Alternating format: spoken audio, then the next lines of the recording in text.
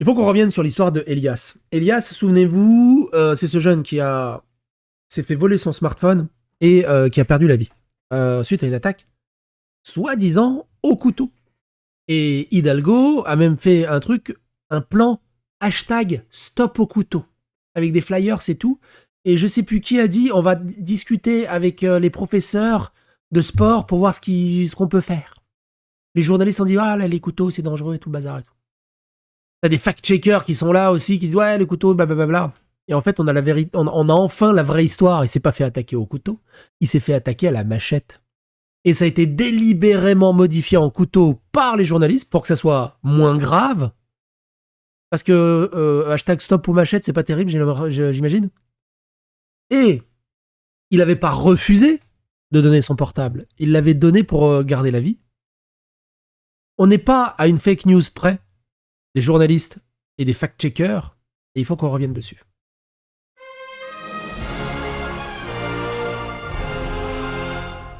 Attention, please. Qu'est-ce qu'une fake news et de la désinformation ? Le Monde avait titré « Elias résiste au vol de son téléphone et reçoit fatalement un coup de couteau. Le réel, Elias a évidemment tout de suite donné son portable à ses deux racailles, connus de tous, puis a reçu coup de machette. » Donc un adolescent de 14 ans tué à Paris après avoir résisté au vol de son téléphone, 2 suspects mineurs en garde à vue. Le jeune homme est mort des suites d'un coup de couteau. 2 mineurs âgés de 16 et 17 ans ont été interpellés. Le parquet a ouvert une enquête pour extorsion, lui de mort. Alors c'est pareil, hein, je vous invite à revenir sur l'affaire d'Elias. Il y a une playlist où on retrace un peu chronologiquement tout ce qui s'est passé. Le communiqué des parents d'Elias sur la réalité des faits. Elias aurait dû avoir 15 ans le 14 février 2025. Elias n'aura jamais 15 ans.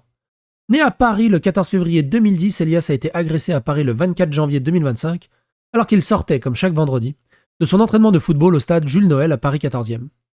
Elias a été agressé avec une violence inouïe par 2 mineurs décomplexés qui déambulaient en toute liberté ensemble, l'un armé d'une machette, l'autre d'une hachette. T'imagines, ils sont en train de mentir et de minimiser en disant « Ah non, mais c'était des couteaux. » C'est bon, on doit apprendre à vivre avec les couteaux maintenant. Si le motif de l'escroquerie de ces deux jeunes était de récupérer le téléphone d'Elias, ils ne se sont pas arrêtés là. Loin de se contenter, alors pourtant qu'Elias avait remis spontanément son téléphone portable terrorisé à la vue des armes de ses agresseurs, il a reçu un profond coup de machette et non un simple coup de couteau, comme il a pu être écrit. La plaie a été d'une telle profondeur qu'elle reflète le comportement de toute puissance des 2 mineurs. Elias a été intentionnellement frappé avec une machette qui a entraîné une plaie transfixiante, thoracique, avec des plaies artérielles et cardiaques, engendrant une dégradation immédiate de son état clinique. Elias n'avait aucune chance de s'en sortir malgré la prise en charge du SAMU, des équipes de chirurgie, d'anesthésie et de réanimation de l'hôpital Necker. Elias est mort à Paris le 25 janvier 2025. Notre fils est mort, notre chagrin est immense, notre vie est détruite.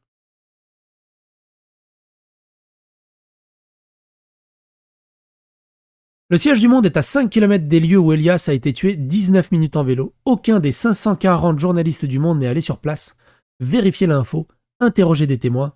Ils ont préféré publier une fake news.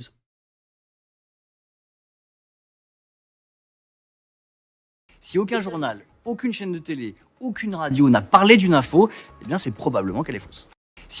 T'imagines la honte de dire ça en tant que zététicien fact-checker? Les chaînes de télé, tout ce qu'elles ont menti sur tellement de dossiers, et eux viennent en mode « Non mais, on est fact-checker.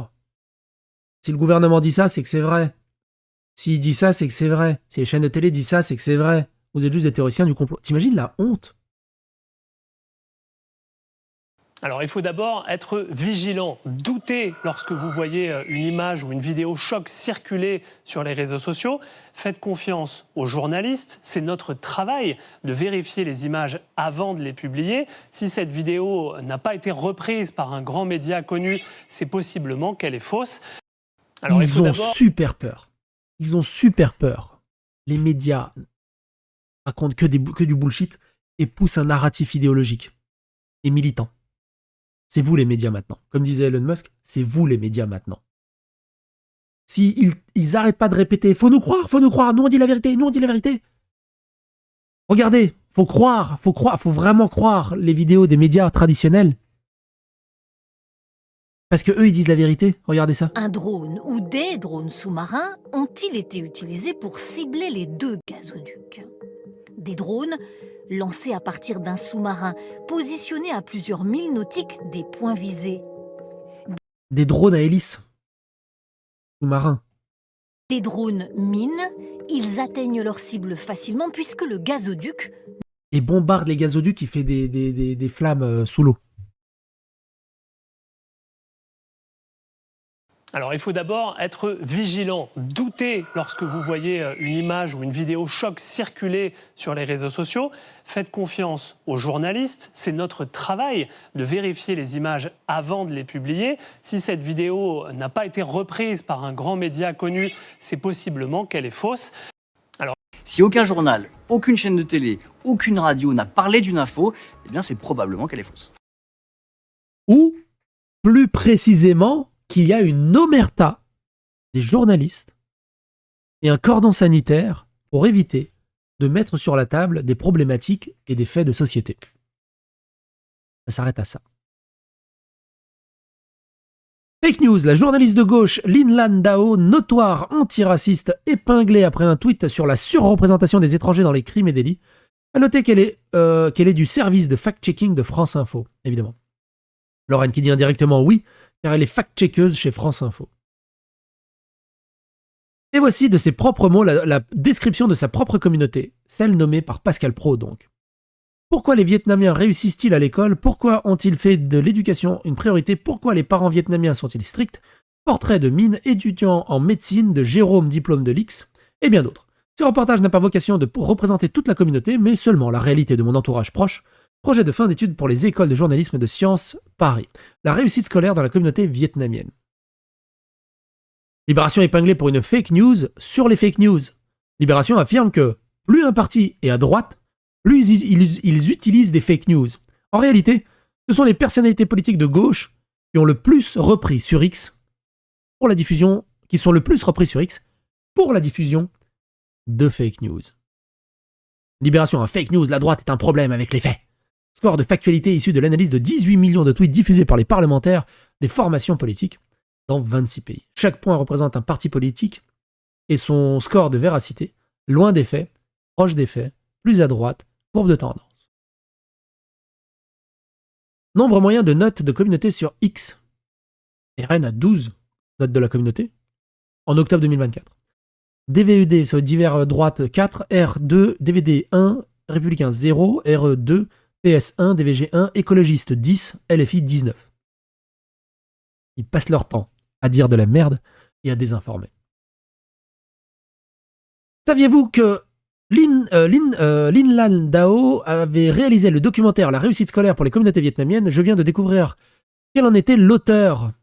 C'est tellement en opposition à son discours actuel que ça valait le coup de le partager. Oui, Lin Landau est une femme de paille.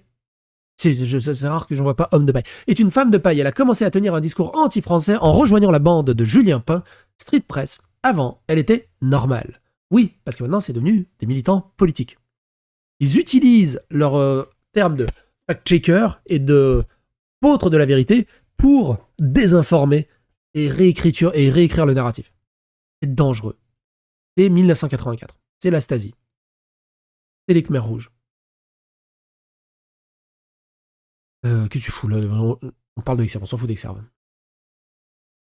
Libé est donc à l'origine d'une fake news en disant que la gauche propage moins de fake news que les autres. De 1, les résultats liés aux graphiques utilisés sont non significatifs. Libé manipule donc les lecteurs en utilisant... Libé manipule donc ses lecteurs en l'utilisant partie haute du tableau. Et de 2, les résultats significatifs qui sont obtenus concernant les familles radicales right et conservatives, mais avec des effets modérés. Pas les autres. Si la gauche était plus factuelle, il y aurait un effet significatif avec un coefficient positif, ce qui n'est pas le cas. Et voilà pourquoi la gauche n'aime pas Twitter. Il faut assumer la contradiction après avoir dit ces conneries. C'est pour ça qu'ils détestent Twitter. Parce que des gens, ils disent non mais là c'est faux ce que vous racontez. C'est juste faux, c'est de la désinformation, vous n'êtes pas précis. Vous manipulez les chiffres. Et c'est pour ça aussi qu'ils détestent, parce que toi quand tu arrives avec tes chiffres, les journalistes disent ouais c'est scandaleux, ça stigmatise. Ouais mais débunk. Ouais mais faut pas en parler parce que sinon ça stigmatise, sinon ça veut dire que y a un problème avec les musulmans. Oui débunk. peut pas débunker? Ouais, faut le cancel, faut le dégager des réseaux sociaux, c'est scandaleux, c'est facho. Oui, mais débunk.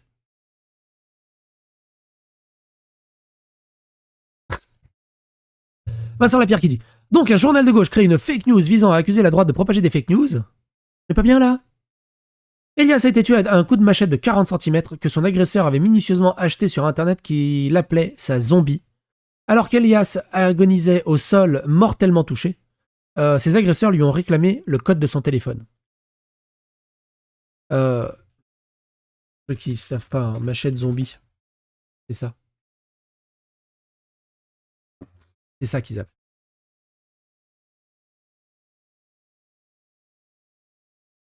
Il y a les autres qui viennent avec des stop couteaux.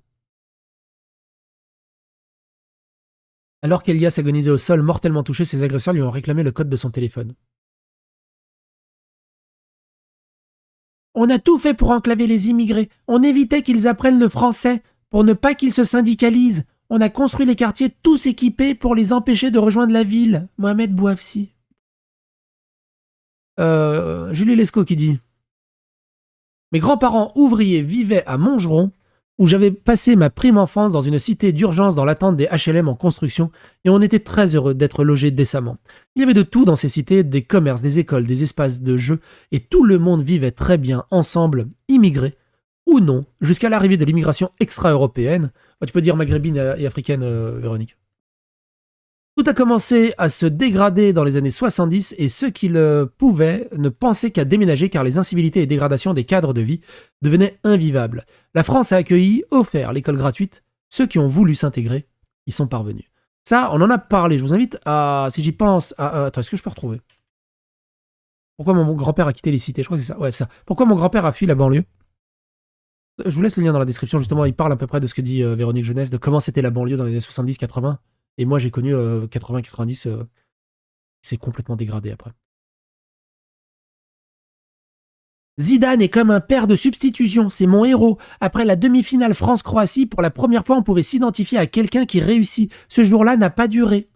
La France Black Blanc Beurre, une image. Ouais, super, il s'identifie à un mec qui met des coups de boule à des joueurs de foot. Bon, après, tu me diras. Pascal Pro sur le meurtre d'Elias. Pourquoi l'AFP... Attends, on va voir ce qu'il dit en détail. Pourquoi l'AFP ne souligne-t-elle pas que le jeune Elias a été tué par machette ou une hachette alors que les parents le disent? Pourquoi? À partir du moment où on pose la question, on connaît la réponse. C'est parce que le mot machette ou hachette est connoté culturellement. Bon, enfin, couteau aussi. Hein. Les attaques au couteau, c'est culturel aussi. Hein. Et l'AFP fait un travail de censure automatique en ne soulignant pas ce que soulignent les parents. C'est pareil quand ils disent « Oui, ils sont mineurs, on a changé les prénoms, ils s'appellent Kevin et Joël. » Moi, je serais partisan du s'il a une origine ethnique, eh ben, on change le prénom, mais on garde un nom d'origine ethnique. Ou alors, pourquoi c'est toujours des prénoms français et très européens quand ils changent les prénoms? Pourquoi c'est jamais Toufik, Malik, Mohamed et tout ça? Et ça aussi, ça fait partie de la désinformation, de l'omerta et de la réécriture du narratif. On est en train de vivre une époque extrêmement dangereuse où les médias et le gouvernement tentent de totalement désinformer sa population et de l'abrutir. Mais n'oubliez pas, les médias, maintenant, c'est vous. Ne vous laissez plus avoir.